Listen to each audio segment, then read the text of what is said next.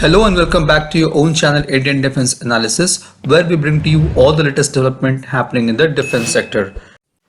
As the fight for 18 FLIT-LCA for Royal Malaysian Air Force heats up, the Economic Times has reported that LCA Tejas has emerged as a front runner for this deal. Apart from the deal of LCA Tejas, India is offering maintenance, repair and overhaul of Russian SU-30 being operated by Malaysian Air Force.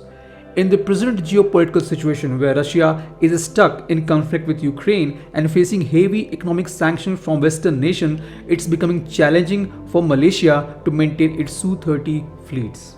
India is the largest operator of Su-30 MKIs and has indigenized most of the component and has huge reserve of spares for the fighter jet, including the local manufacturing of its AL-31FP engine. India has offered LCA Tejas along with MRO and supply of spares to Malaysia for its Su-30 fleet, which is too lucrative to refuse. As per the reports from Economic Times, the discussion on the dual package have already taken place and a final decision may be possible under government-to-government route. If this goes through, it's going to be the first export order for LCA Tejas. If we look into the requirement of RMAF, under RMAF's Capability 55 or CAP 55 Future Force Structure Program, the service intends to field 3 Fleet LCA squadron by 2055. A request for bids was issued on 22nd of July 2021 by Malaysian Ministry of Defence for the supply and delivery of new light combat aircraft dubbed as Fighter Lead-in Trainer Light Combat Aircraft or FLIT-LCA. The prospective procurement involves 8 aircraft to replace the BAE Hawk 108 and 208 light combat aircraft fleets and Armachi MB 339CM trainers operated by Royal Malaysian Air Force. The selected vendor will have to source or buy at least 30% of their products or services from Malaysian companies. Interestingly, this bid was released in the same month when Chinese military aircraft reported coming close to Malaysian exclusive economic zone. On 1st of June 2021, it was reported that 16 Chinese military transport planes have come close to violating Malaysian airspace after they were detected conducting suspicious activity over the South China Sea, and the Royal Malaysian Air Force has to scramble its Hawk 208 jets to ward them off.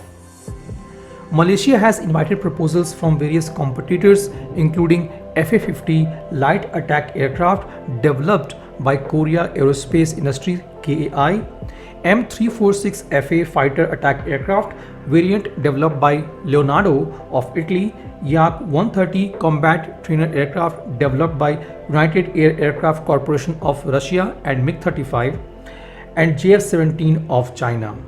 Lately, Turkey has also entered into the competition, fielding its under development Hurjet by Turkish Aerospace Industry TAI. The TAI general manager even said that if Hurjet wins the tender, 15 of the 18 aircraft will be manufactured in Malaysia itself. In total, there are competitors from 6 different countries fighting for this bid. Exporting the fighter jet to a country is not a piece of cake, especially for the country like India, which has recently ventured into this. The 4 major factors which play the key role in the export of a fighter is the geopolitics, economy, technology and marketing.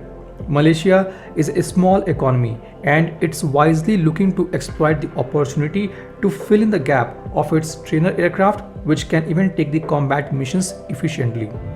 If you look closely, out of the 6 competitors, only LCA Tejas Mk1A and JF-17 are full-fledged fighter jets with their equally capable trainer version. MiG-35 is way too capable with only twin-engine fighter in this competition, but it has its own challenges which we will discuss shortly.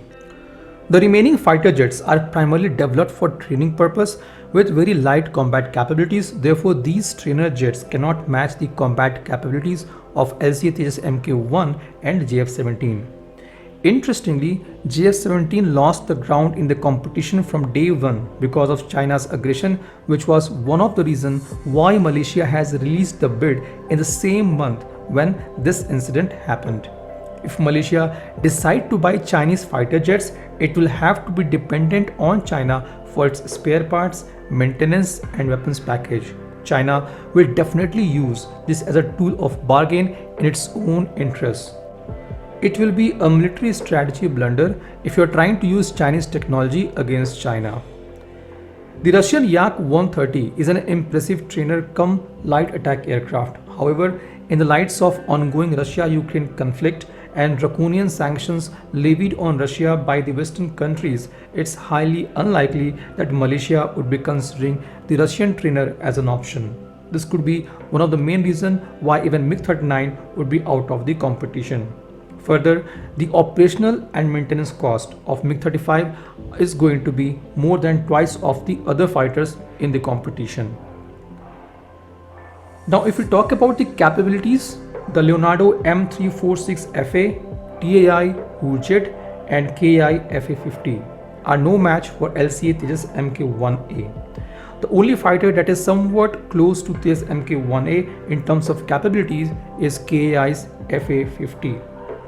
However, what makes Tejas a very potent and versatile platform is its weapons package, such as BrahMos NG and Astra Mk1 air-to-air missiles. Tejas supports American, Israeli, French, other European, Russian and Indian weapon packages. There is not even a single fighter in the world to offer such a diversified weapons package. Recently, an interesting infographic was released by HAL for LCA Tejas targeting DSA 2022, where we can see 17 different types of weapons that can be integrated with LCA Tejas. HAL has also released an interesting video of LIFT, that is Lead in Fighter Trainer, which is basically a twin-seater LCA Tejas Mk1A trainer keeping an eye on DSA 2022. The aggressive marketing campaign by HAL is quite visible in this week. In many forums, you would have also heard some discussion around the rejection of Tejas due to Israeli component, which is primarily its AESA radar ELTA ALM 2052, because Israel and Malaysia do not have good relations. Now, if we assume that it is true, then the next fighter in the competition would be FA-50, which is again using ELM 2052 AESA radars. However, HAL can offer Uttam AESA radar to Malaysian Air Force if Israeli component becomes a blocker, and at the same time KAI has no such indigenous option. As per HAL Chief R. Madhavan, almost every one of the RMAF requirements had been met by HAL, and others such as onboard oxygen generating system could be easily engineered.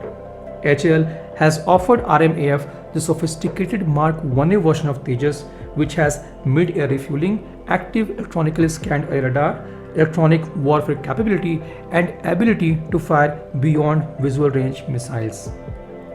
While the capability is one factor, but the most important factor is money.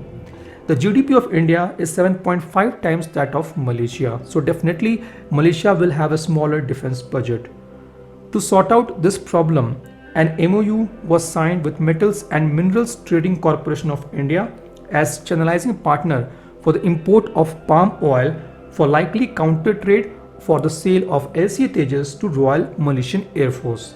This, I would say, is a master stroke, as Malaysia will not have to spend a dollar, thereby saving its forex reserve for buying LCA Tejas from India. And at the same time, HAL will gain access to Malaysian market, which can further extend to additional 36 fighter jet orders as planned by Malaysia by 2055. RMAF expects to pay $900 million for 18 fighters, or $45 to $50 million per fighter jet. The Tejas is understood to be falling in that price band. The Korean fighter is understood to be slightly more expensive than Tejas, and the Russian MiG-35 significantly. Overall, from all perspectives, geopolitically, technically and economically, the lift or LCA Mark 1A trainer is one fighter that fits into RMAF requirement and at the same time stand out of the other competing fighters. If this deal is inked, it will be the first export order for LCA Tejas and much needed breakthrough for Indian defense ecosystem. This was today's update. Please let us know what is your views about these in comment section. Feel free to post your comments and suggestions about any topic related to defense sector on which you want to hear from us. With this, I would like to say goodbye and Jai Hind friends. Please like and subscribe our video if you have not done already. We will be soon back with more interesting and amazing development happening in defense sector.